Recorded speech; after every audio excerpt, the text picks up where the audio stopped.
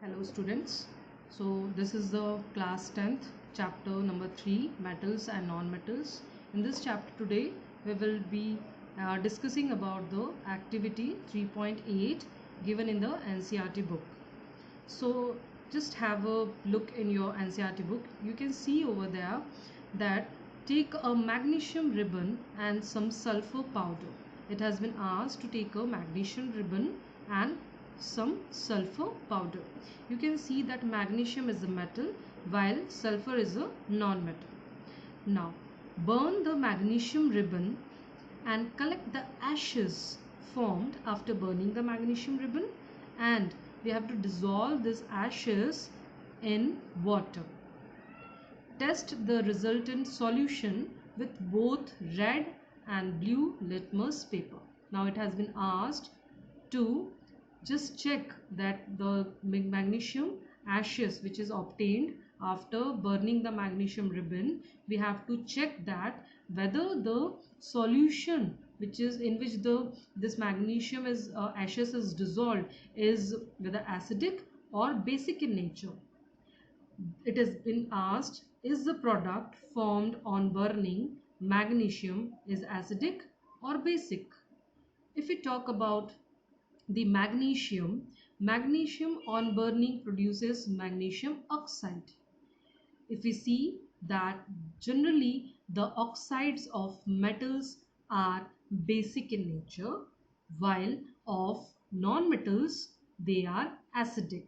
So always remember this concept that the magnesium oxide or the metallic oxides formed are always basic in nature, while the oxides formed from the non-metals are always acidic in nature.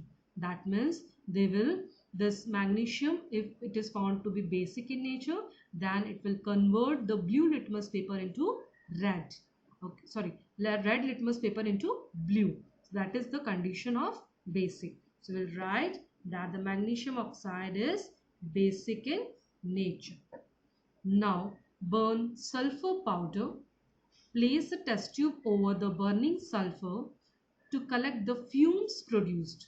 If you just burn the sulfur powder, you will be getting some fumes that you have to collect in one test tube. Now we will add some water to the test tube and we will shake it. Test this solution with blue and red litmus paper.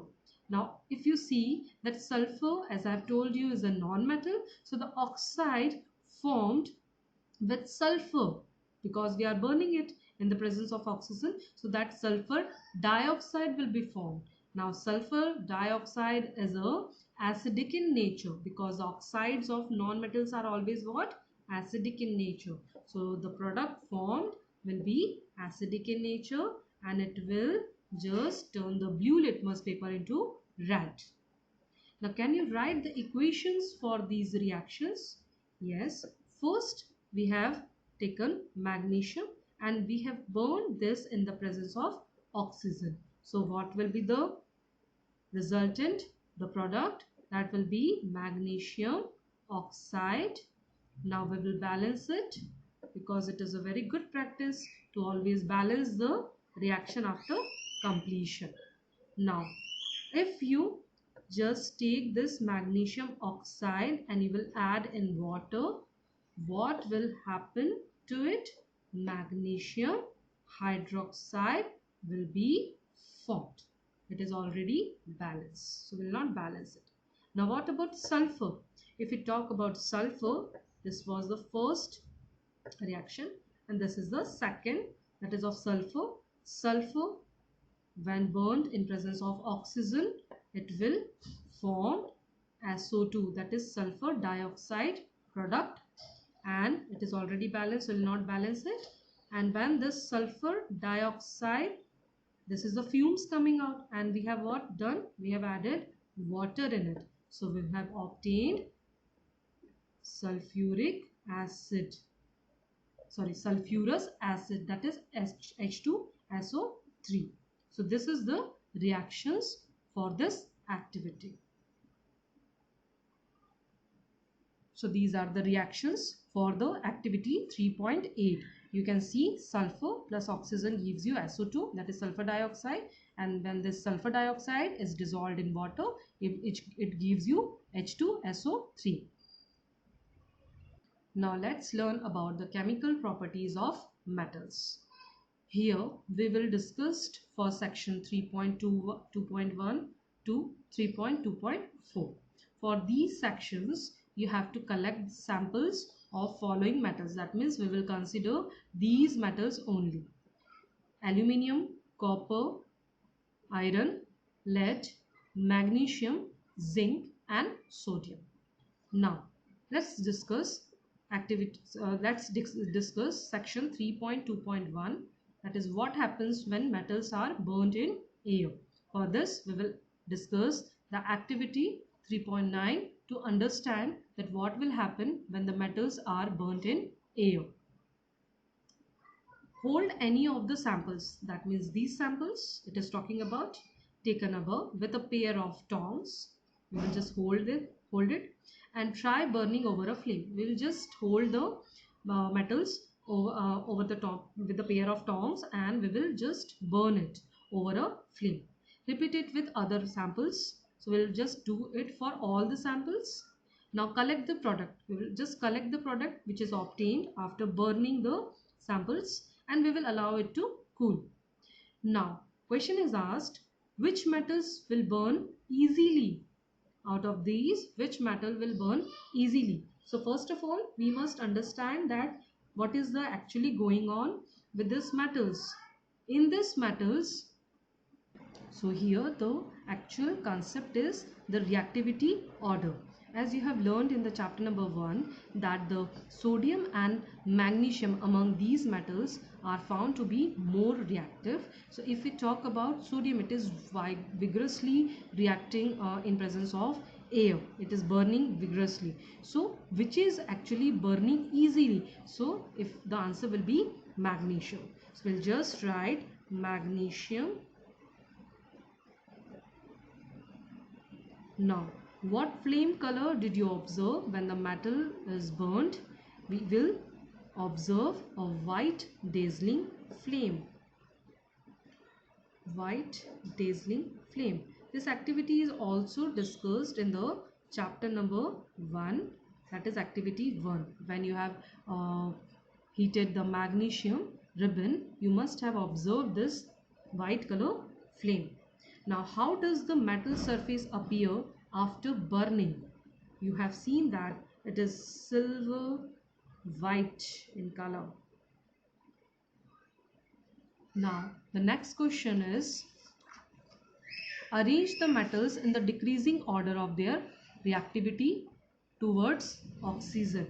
So we have to arrange the metals which has been given in the samples. We have to arrange that in the order of reactivity towards oxygen.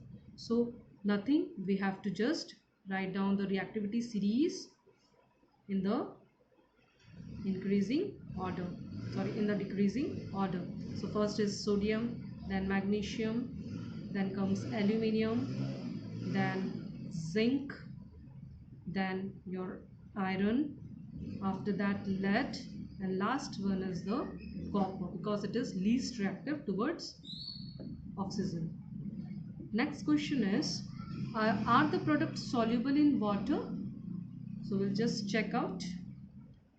In this, only sodium oxide, the oxide from by the sodium, that is sodium oxide, will be soluble in water, while rest of them are not soluble. Other metal oxides are not soluble.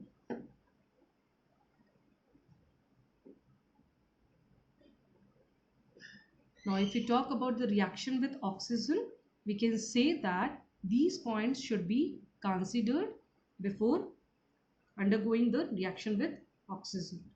What are the first point? What is the first point? Metals such as sodium, potassium react so vigorously that they can catch fire if kept in the open. So that is why we are always keeping the sodium and potassium due to its reactivity. It is very reactive, you know. So that is why they are always kept in kerosene oil.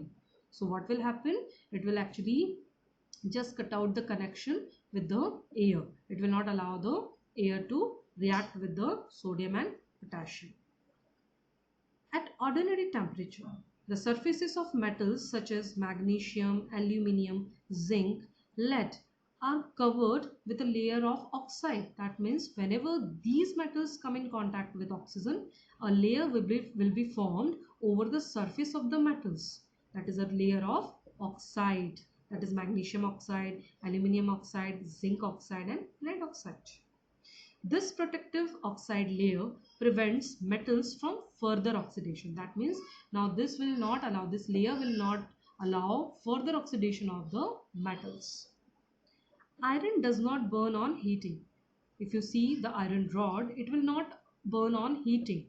While iron fillings, that means the small thin iron, will be vigorously burnt when sprinkled in the flame. जब भी हम उसको flame पर sprinkle करते हैं, that will be allowing the iron fillings to burn easily, but we cannot burn the iron directly.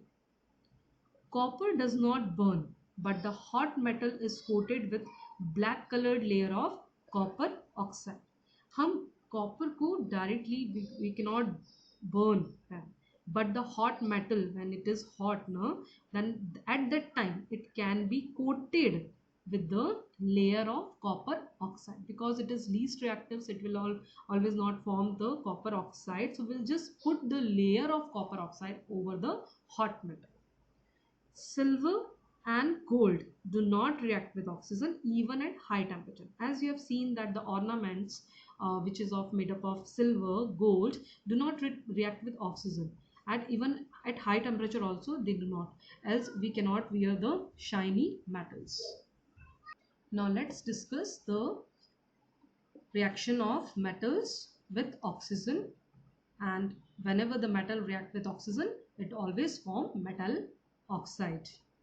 If you see an example, that is of sodium, when react with oxygen, we'll write O2, we will get Na2O. We will balance it. So if 2 is here, we'll just keep 2 here, and so it will be 4. We'll keep 4 here. Now if we talk about potassium on reaction with oxygen, it will form K2O. Why K2O? Why not KO? Because of the valency of 2 that is shared with potassium, and potassium plus 1 valence charge is shared with oxygen. So it is forming K2O. So we will balance it again. So this is O2. We will keep 2 here. 4 K will be formed. If we talk about magnesium, as we have already seen that it is forming magnesium oxide, it will be 2 because of the presence of 2 here. So we'll just make 2 here. What about aluminium? Aluminium with oxygen gives you Al2O3. Why? Because of the plus 3 valency charge of aluminium is shared with oxygen, and minus 2 charge of oxygen is shared with aluminium. That is why Al2O3 is formed. We'll just balance it, because 2 is here and here 3. So we'll keep 2, so that 3 2s are 6, and it will be 3 2s are 6. And overall the aluminium is now 4. So we will write 4. This is the best way to balance the reaction in a quick time. What about Zn plus O2? It will give you ZnO, because both are having the same valencies, that is 2 and 2. So that will be cancel out and we'll get ZnO only. Now we'll be just balancing it by keeping 2, because oxygen is 2 here. That is why now Zn becomes 2. So this is 2. What about copper? O2, and we will be getting the formula CuO, because of the charge plus 2 of copper and minus 2 of oxygen will be cancelled out and we'll get CuO. We'll balance it. So in this way, we can see that the metals react with oxygen and they are forming metal oxides. Thank you so much for today's lecture.